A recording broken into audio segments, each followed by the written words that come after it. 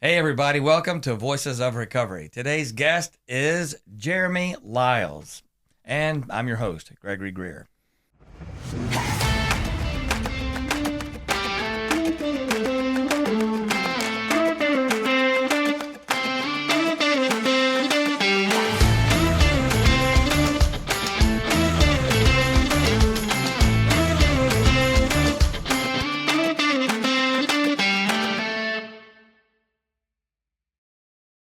Today's guest, everybody, is Jeramy Lyles. This man has traveled the United States internationally, has had a pretty incredible career way outside the world of addiction and recovery, and now he's immersed in it. So we want to welcome him to the studio today. So, Jeramy, welcome, my man. Thank you, my man. Welcome. Glad to be here. Oh, I'm stoked that you're here. Yeah, I've known you sure. for now a whopping, I don't know, how long I know you? 8 months, maybe? 8 months. 8 months. 8 months. Is Yeah. that enough time to get to know somebody? Sure. Sure. So let's just say, so what we're doing is Voices of Recovery seeks to unite the professional recovery community and not to compete with anybody. And so you work with Lincoln Nova. and I'm here to help everybody because this field, there's so many fatalities and we're losing so many people. How are we reaching out and helping everybody? And you're part of the helping community. Right. So I'm grateful for your journey and what you're going to bring to us today. And since you're at Lincoln Nova, actually, I want to make sure, Lincoln Nova, that we shout out to you as our sponsor today. Actually, you know more about Lincoln Nova than I do. Yeah, I do. So first, I'll tell you, I've been to Lincoln Nova 3 times as a patient. And so I have an affinity, a loyalty, whatever you want to call it. That place helped save my life. And the people there I'm super close to. And so it just kind of came back around where I was able to work there, first as a tech, then peer support, then CIT, and now I do marketing. So yeah, it's a great place, great people, great environment. I mean, it's we have 80 beds in Ruston. We have an IOP in Shreveport and Monroe, and doing really well there. I think what makes Lincoln Nova so special is it's like a one-stop shop. What I mean by that is, we have a 28-day program inpatient, 3 months of intensive outpatient, and then 2 months of aftercare. So it's 6 months worth of treatment if you choose to. And I've seen men, I have like 3 on the top of my head right now that I remember them coming into detox wanting to die, or thought they were dying. And then 6 months later, they're enrolled in college or they're in trade school, buying car, just winning at life, and that for me, that's what floats my boat, man, is watching them come in and then watching them win in life. And I don't, for me, there's really not a better feeling than to be a part of their journey. That's connecting. You're connecting some people. Yeah. Well, let's talk about what it's like to connect. First, before we talk, I want to get into your journey because your journey is pretty incredible. Yeah. One, Lincoln Nova is the only facility that I'm aware of, and correct me if I'm wrong. So the clients all have their own room? Yeah. So each client has their own room. So I'll tell you how I found Lincoln Nova, and I just shared this with my administration the other day. So I'm sitting on my couch, detoxing, wanting to die. Nowhere left to go, no money, no more drugs. And I'm looking online and I see Lincoln Nova. I've never heard of it because I've been to rehab 15 times, 9 different facilities. Lincoln Nova I've never heard of. And I'm flipping through the pictures and I see the weight room and I'm like, oh, that's where I'm going, just because of the picture of the weight room. And so that's how I chose Lincoln Nova. Well, it works, it works. Right, if it works, it works, yeah. And so I get there, and then, yeah, man, we have our single rooms. On the men's side, if you get lucky, you'll have your own bathtub and your own shower and everything. And so half of the hall has that, the other half shares.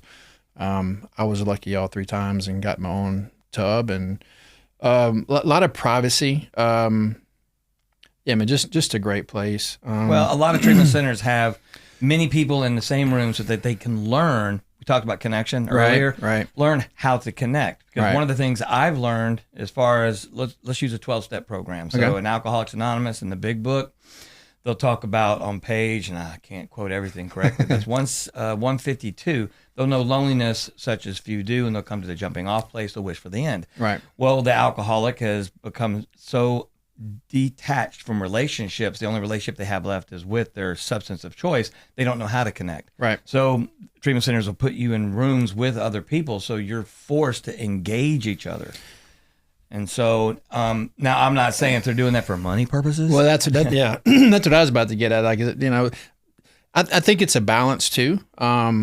I think, having somebody come out of being on the street using for God knows how long, right, and then shove them in a room with people all the time can maybe be overwhelming. It could be traumatic. So, yeah, it could be traumatic. It could be. It's probably a balance. Yeah, it's a balance. I think the ones that want to connect, and who have made the decision that they're done, and not just there just to shake back and then go in and resume what they were doing. And unfortunately, there are some that do. I was one of them.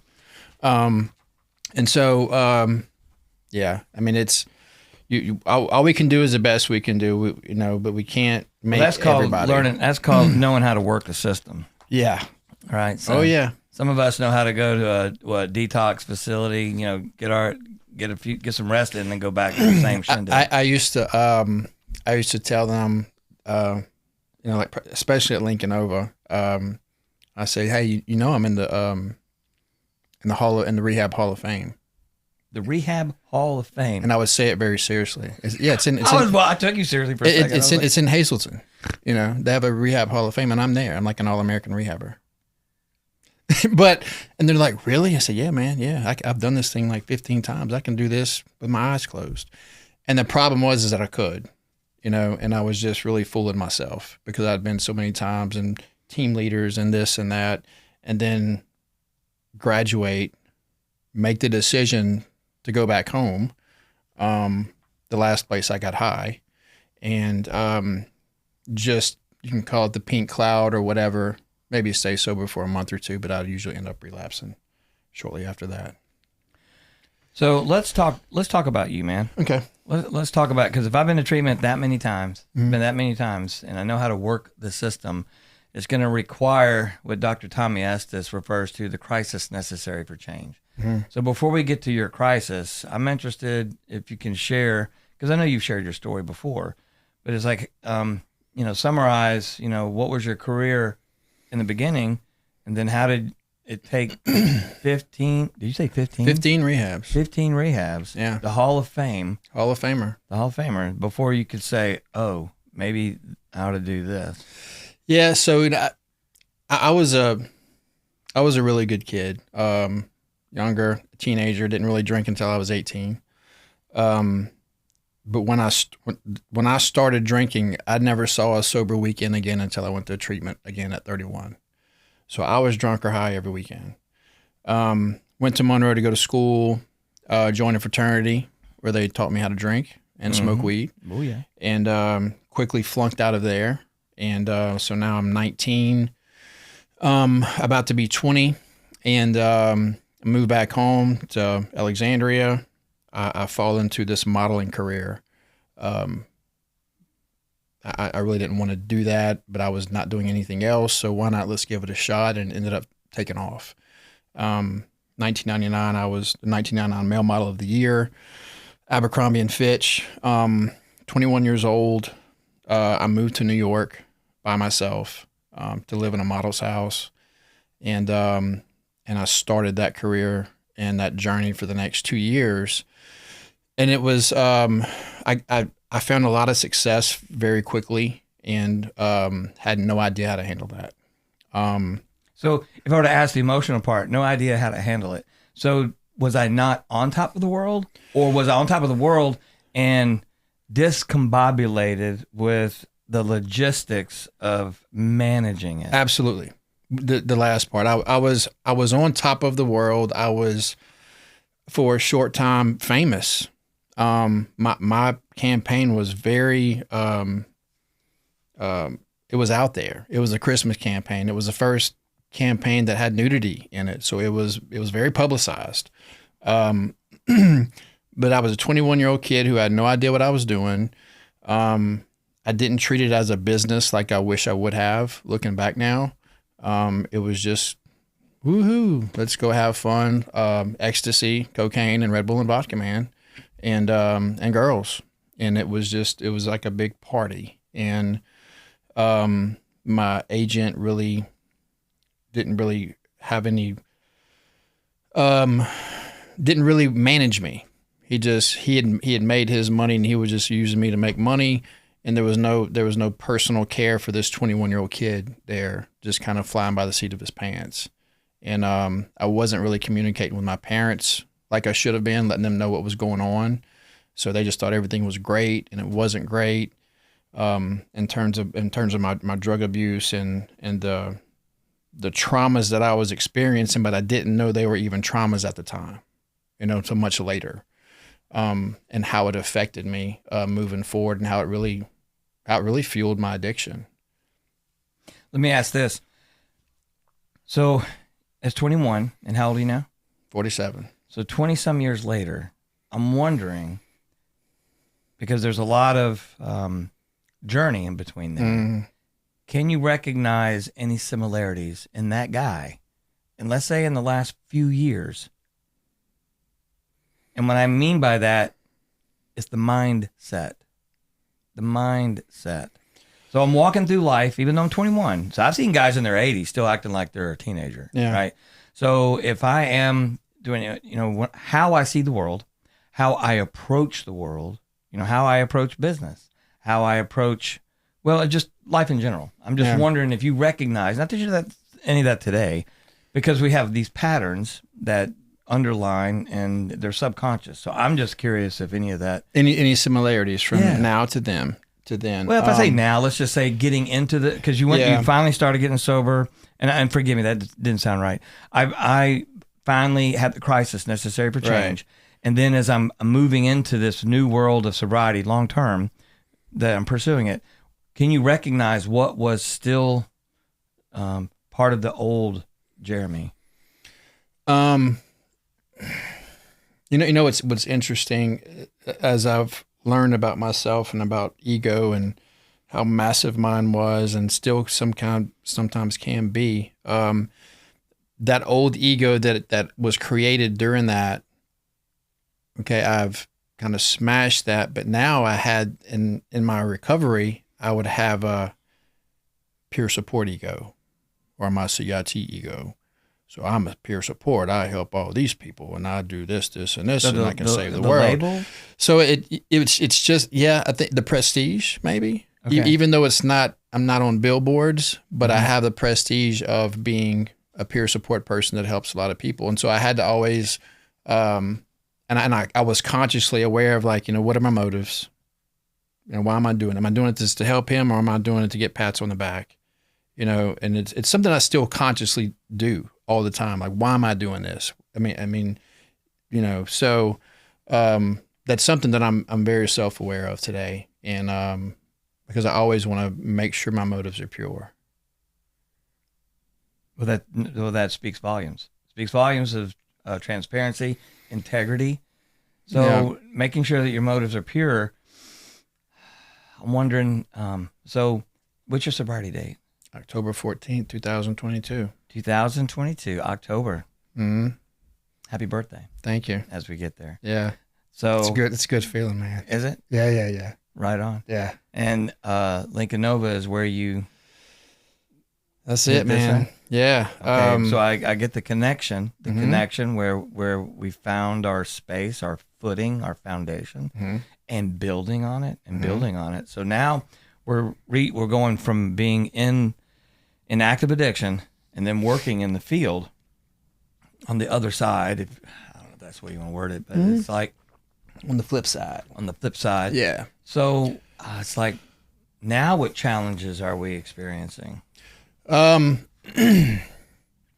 Challenges we're experiencing now. Well, I have a new role, and I've had several roles while at Lincoln Nova, and most most of the people who are employed by Lincoln Nova start as a tech, and then they work their way up, whether they go to a CIT or whether they go to administration or wherever, but we all start as a tech. And I went from a tech through peer support.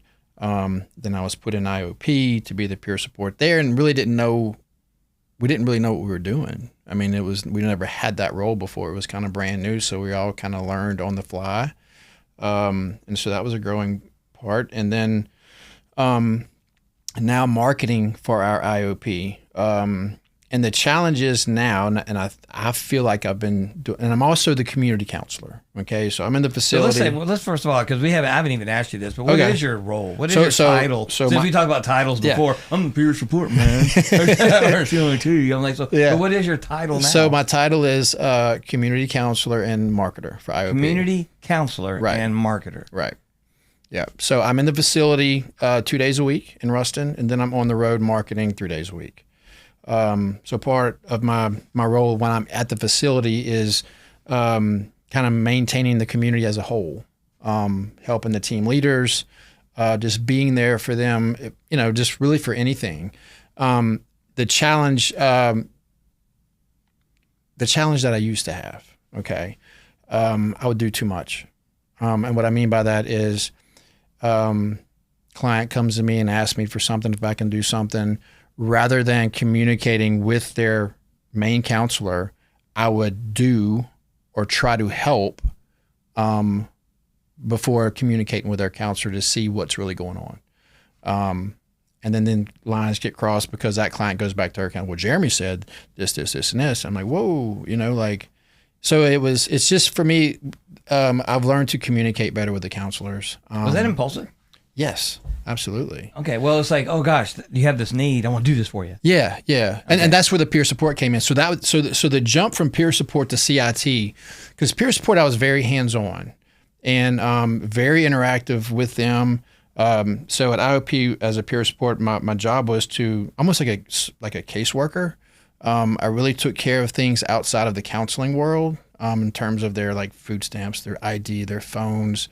Trying to help them find a sponsor, get them involved with LRS, making sure they go to their doctor's appointments, stuff like that. When I went to the CIT part, there was a transition there, and I struggled for a while, because peer supported hard, but I'm trying to be a CIT, and there's lines that were getting crossed, and I had to learn on the fly with that too, but. I have an amazing boss, Miss Susan, who really helped me navigate that, as well as Morgan. He's kind of my mentor over there and has a big part to play in my career.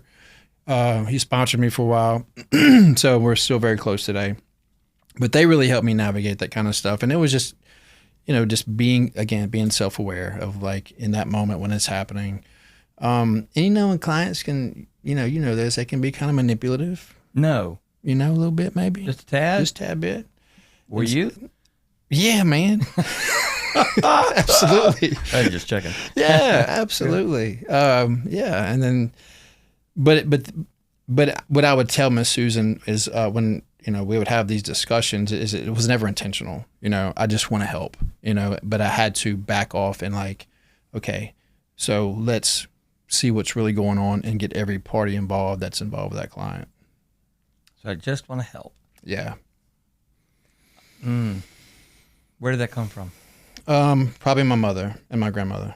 Yeah? Yeah. How was that instilled in you? Well, so I use the word instilled because me, I'm all about, and maybe we can talk about soul drama and some of the other breath work later, but it's like, what do I understand about me? What have I learned about me? Because all these things that I do came from somewhere, whether it's conscious or subconscious, directly or indirectly based upon the relationships I grew up in. Yeah, so my grandmother raised me a lot. I was with her a lot, Mimi, and I'll refer to her as Mimi. And when I was young, she asked me, she's like, do you know why we're here? I said, here where? She said, on this earth. No, Mimi, I don't. She's like, we're here to serve. She's like, if we take care of God's children will take care of us. And she told me, I remember that very young. Yeah. That she told me that. And then, years later, my mom I think when she first read the book, The Purpose Driven Life, Oh yeah, good book. she Well, I love on that first chapter. It says this book is not about not you. about you. Yeah, Yeah, first and that word. was the first thing she said to me. She's like, this life, it's not about you. It's about other people and what we can do for them. So, which is really about my recovery program too in AA. It's being a maximum service, and so that was instilled in me a long time ago. So when you reflect back on Mimi, and as a little boy, Don't make me cry. Go ahead. well, that's not my intent, but I'm just saying, as a little boy, if I reflect back on her, Yeah. I call it the sensations, because it asks people about when I ask them, what does it feel like to be loved? And then some people will share with me those memories back around when they're 5 or 6, and Yeah. they're around grandmothers and grandparents who just showed that unconditional love, and it's like I didn't have to do anything, but it was so prevalent. I mean, it was just there, like a blanket, a warm blanket. Yeah. Yeah. And so when she shared those words, I'm wondering how are you? Do you remember how old you were when you heard that? Oh, I was 9, 10. Okay. Young. Okay. Yeah.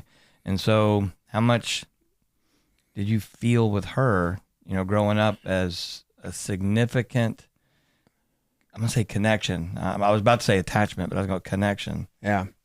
A lot. She was my most favorite person. I mean, so she passed away when she was 98, and I lived with her the last 7 years of her life. And I was in my addiction, in and out. And she really never fussed at me. She just really loved me through it. And yeah, she would tell me every day. She would just say, baby, I pray God takes this desire away from you. That's all she would say. But she said it every day. And just, I still helped her. I still cut the grass. I would have periods, 2 or 3 months of sobriety, but then usually fall off. And, but I lived right next door. Like, my apartment was attached to her house. And, we kind of took care of each other, in a sense. And, so yeah, yeah, man, we were tight. We were super tight. But it's the unconditional love. And I remember one time I went to jail, and I was there for 5 months. I remember coming home, and she just looked at me and she said, "Baby, did they do anything to you in there?" I said, "No, Mimi, I'm good. I'm all right." So, yeah, man, we had a very special relationship. Well, that's a gift. Yeah, it was, absolutely. So grateful. So I learned that unconditional love from my mom. And then where's the male figures? So now I can tell you that I was so blessed to have 2 dads. Okay, so my parents divorced when I was 5. Both remarried about a year after. My mom married my stepdad, and he just passed about 3.5 weeks ago. And I'm sorry for your loss, Tom, by the yeah, way. thank you.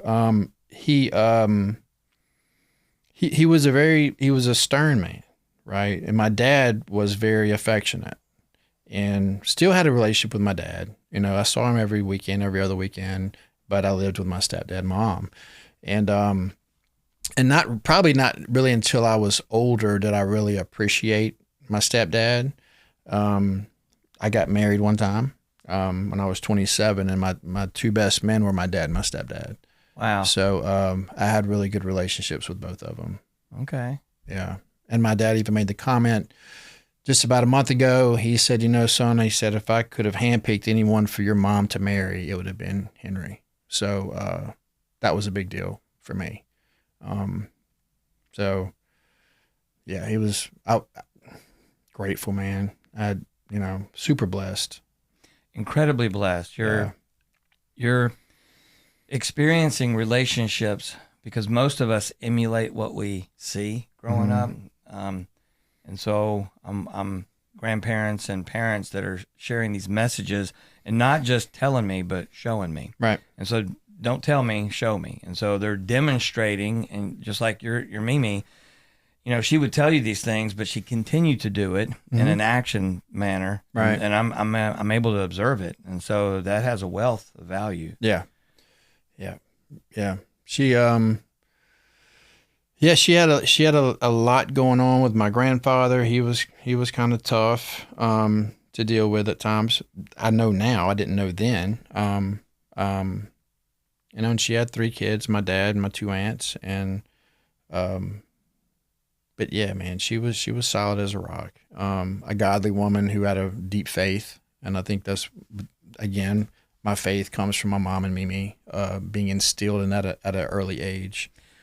This is incredible because I've been to treatment how many times? 15. 15 with these intense experiences, these gifts that I have. How come 15, and that's not to say anything negatively though, how come 15 or 14 didn't take?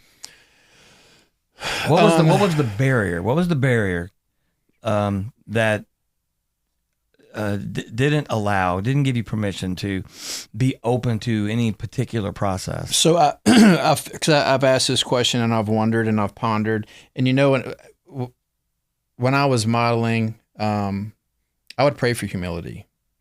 I have it tattooed on my body. Had no idea how to do it.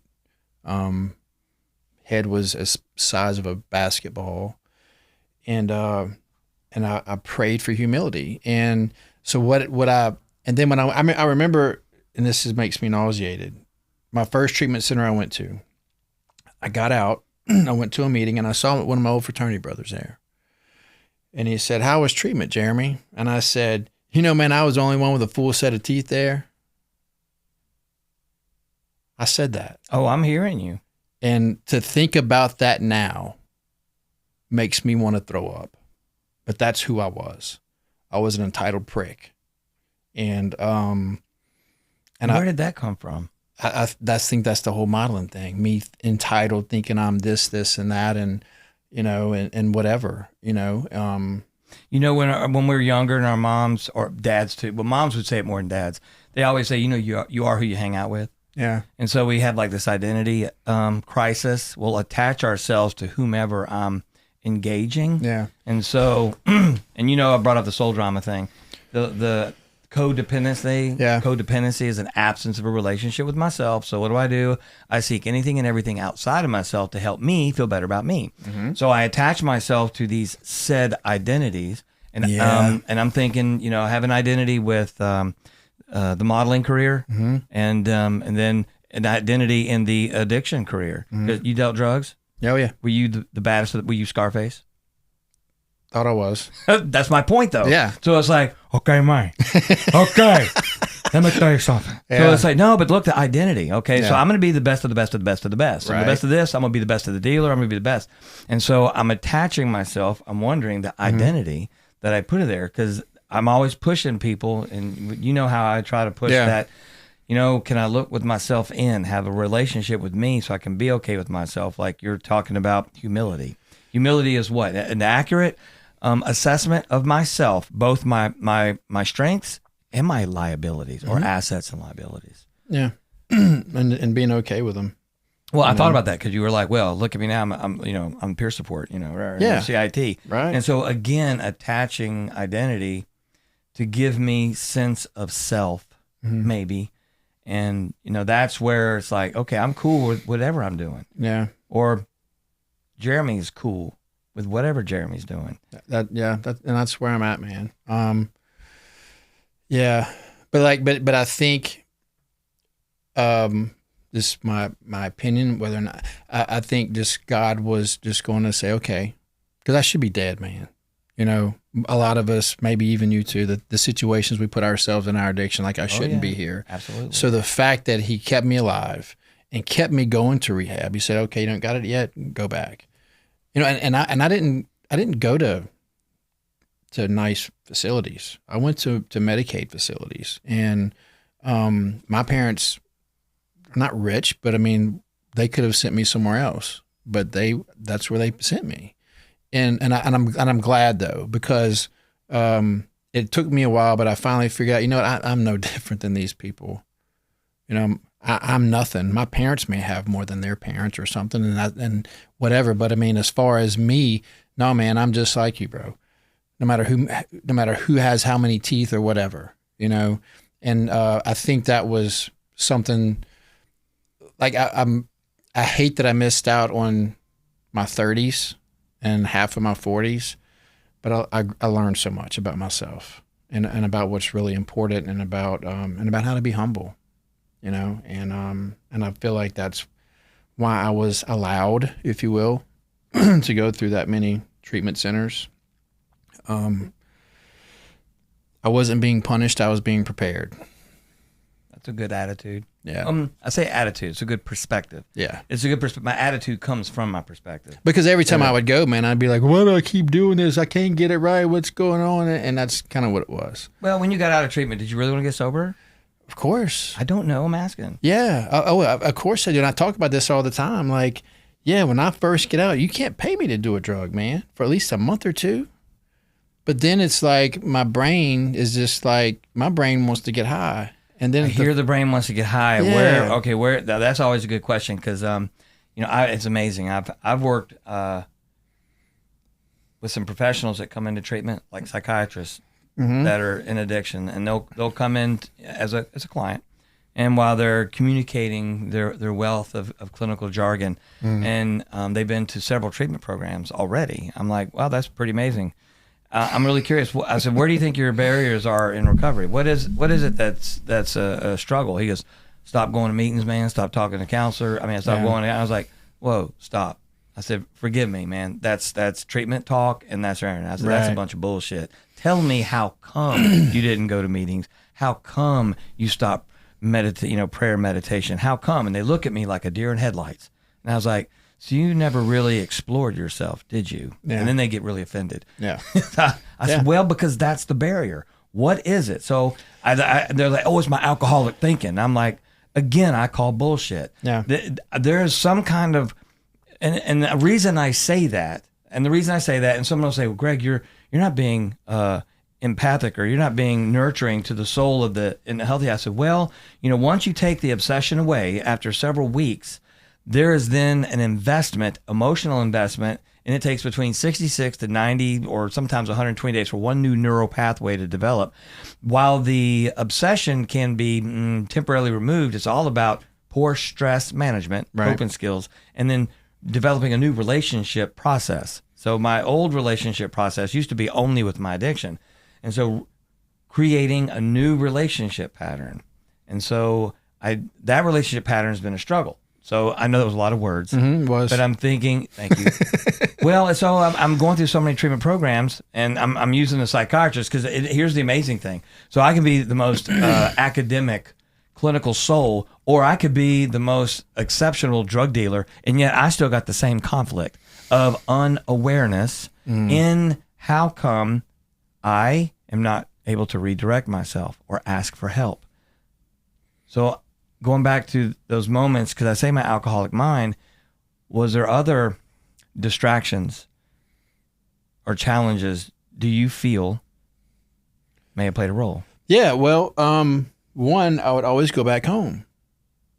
And that was a distraction, my old places. And, they say, well, why don't you go to sober living over here? Why don't you go? No, I'm going to go back home, but I'm going to go to meetings, and I'm going to get a sponsor, and I'm going to work the steps. And the thing about it is I meant that. I meant it with everything in me. But I have this analogy that I tell my clients, man. I'm like, when I'm talking, I'm like, are you allergic to poison ivy? Like, yeah. Okay, well, if you go play in those woods over there and you get poison ivy and you come out, take the calamine lotion, get the steroid shot, get rid of the poison ivy, are you going back in those woods again? Probably not. So why would I go back to Pineville, where I'm from, and get poison ivy again? Because I know I'm going to sooner or later. That was just my experience and what happened to me over and over and over again. And not until this last time, 3 years ago, Miss Barbara, who was on your podcast a couple of weeks ago, she was my last counselor. And she said, well, Jeremy, what are you going to do this time? And I looked at her, I said, Miss Barbara, I'll do whatever you tell me to do. And she looked at me like, really? Like all excited? I said, yeah. She said, okay, we'll move to Monroe, where I did not know one person. You're going to go to Dr. Tommy S.'s IOP. You're going to stay at Jimmy G's sober living house. You're going to get a sponsor. You're going to work steps, and you're going to get a job making less than $12 an hour. And my answer to that man was just, yes, ma'am. You want me to go roll around and pig shit? Okay. How many times you want me to roll? That's where I was at.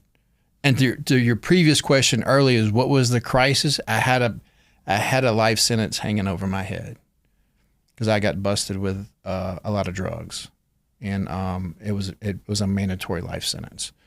And so that was kind of the wake up call, like, all right, dude, something's got to change. And then that's where I was at. Like, I can't run my life, obviously. So I got to let some other people help me do that for a while. So it took something that significant, despite the life-threatening experiences that many of us have had, you know, the violence. I don't know if you experienced that, but some of us have been in those circumstances, yet that wasn't enough. Almost overdosing and dying, or, you know, being in the emergency room X amount of times, and still that wasn't enough. That stuff was almost like a rush, though, man. Isn't it like, Yeah, like, yeah, I just did that, man. I was, I don't know if it was rush. I was like, but I got through that one. but the thought of having your freedom taken away. Okay, there you go. And I got to experience just a taste of that for about 6 months, of what that life was going to be like. And I didn't want any part of it. And so I remember I made trustee when I was in DC1 in Rapides Parish. I was a nighttime laundryman, and I was my shift was 6 p.m. to 6 a.m. And I remember sitting on the 5-gallon bucket of soap, looking at the 2 industrial dryers, watching the orange jumpsuits go around and around. And I said out loud, I said, so this is what my life has come to. This is where I sit. Mm-hmm. I'm a 44-year-old grown man with a college education, with parents that love me. And this is where I am. Like, something's got to change. Like, you know, something has to change. And I think that was my moment of clarity where I was like, okay, like it's time, you know, it's time. Miss Barbara will argue, that when I came in, she said I was done, you know, cause I credit her with really being a part of saving my life, which she was. And she's like, no, Jeremy, you were done when you came in. You were done. And so, but I've also been done before, but not be willing to do what's necessary to stay done. That's right. Right.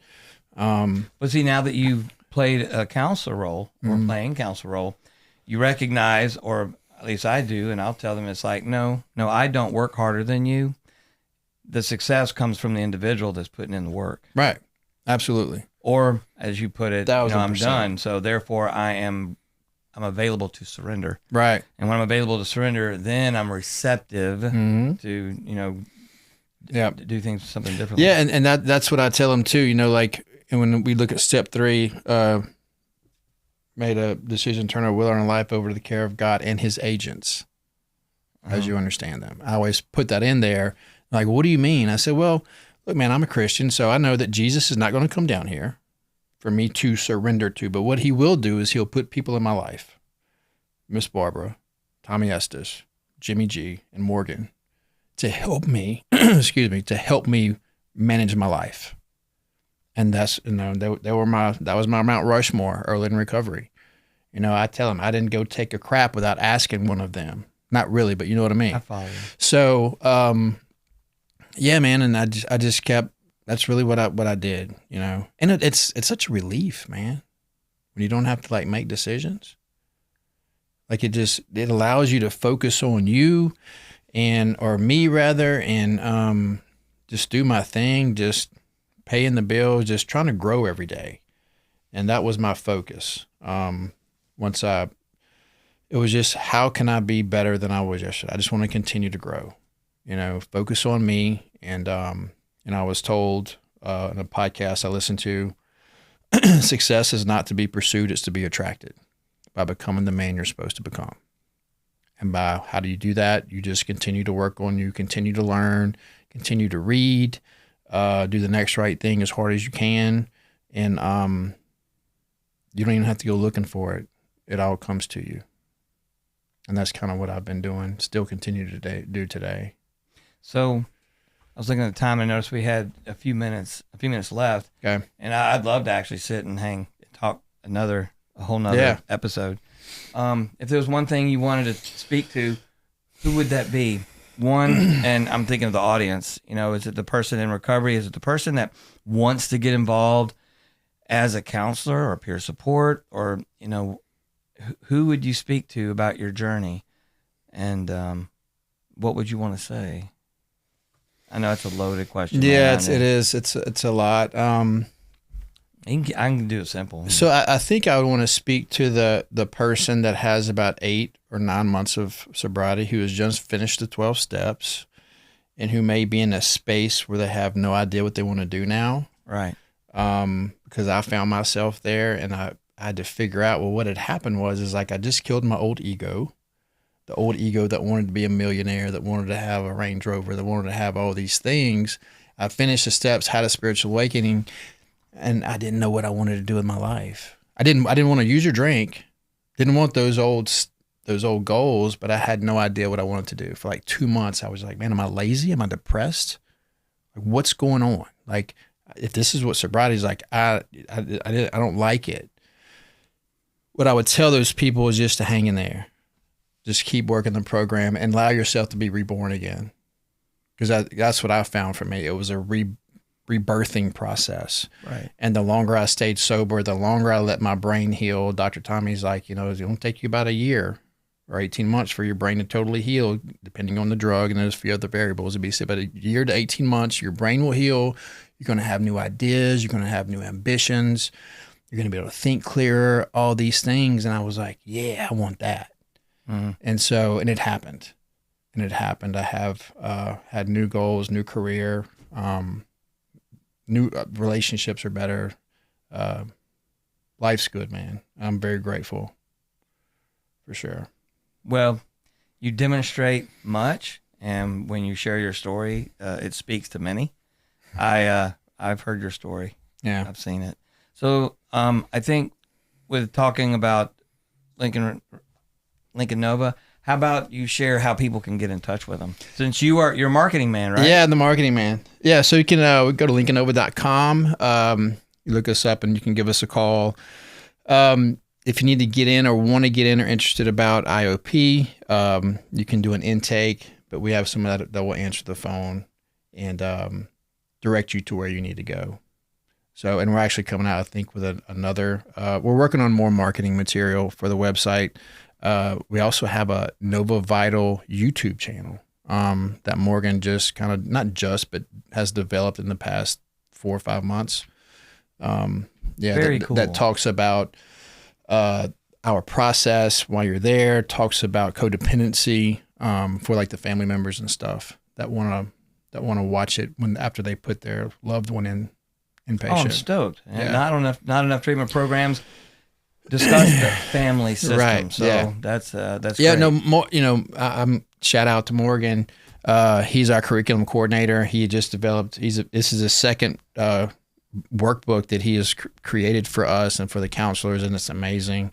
We have videos. We're different, man, but we're good. I think we're really cutting edge, and really proud to work for them. Oh, I told Susan there were progressive approaches, and you guys do have a brilliant team. Yeah. Morgan's an amazing soul. Yep. Susan, Jim, and yourself, along with so many others that are there. We had Jackie that was here. Yeah, really good people, man. Barbara. Yeah. Yeah. So it's like a big family. It is. It really is. Good. Super blessed to be there. Yep. Thank you. I want to thank you for coming in today. Yep. I hope you can come back. I will. And I think that would be incredibly cool. If it was the Jeremy and Greg show, what would it be called? The Journey with Jeremy and Greg. The Journey, is that Beavis and Butthead? Yeah, I don't know why I did that. I don't either. I just want to thank you, man. It's meant a lot to me. I appreciate your vulnerability. Yeah. And your ability to be humble and demonstrate humility. Yeah. Thanks for having me, man. I enjoyed it. All right. So I want to thank everybody who was with us on this episode, and join us for the next one. For those that are interested in the journey, I say to you, namaste.